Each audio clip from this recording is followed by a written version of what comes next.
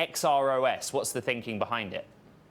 Yeah, Ed, thank you so much for having me. So originally when they've been working on this mixed reality operating system, which like you said blends AR and VR, they were calling it Reality OS and ROS, but they've shifted now to a term called XROS. It's a bit shorter and it's more translatable across many geographies, right? Reality is not a word like iPad or iPhone or watch or TV that's very universal. Reality is not a universal word, so they needed more of a universal term. That's why they're leaning towards XROS. They've also trademarked XROS in several countries internationally, and they're fighting for the trademark in the US as well with an unrelated Chinese company who actually coincidentally filed for the XROS name back in March.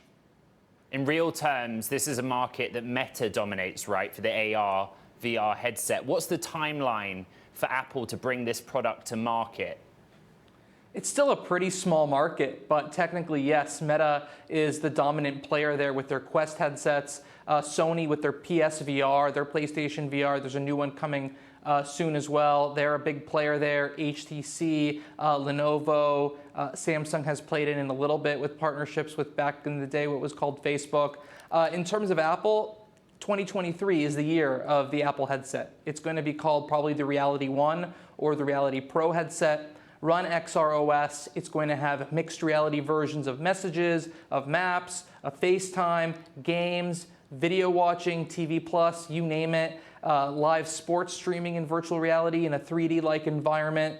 This is going to be the hot product of 2023. This is really going to be Apple's next big thing. It'll be introduced sometime around the middle of the year, most likely. It's going to be quite expensive. Apple's been looking at price points between $2,000 and $3,000.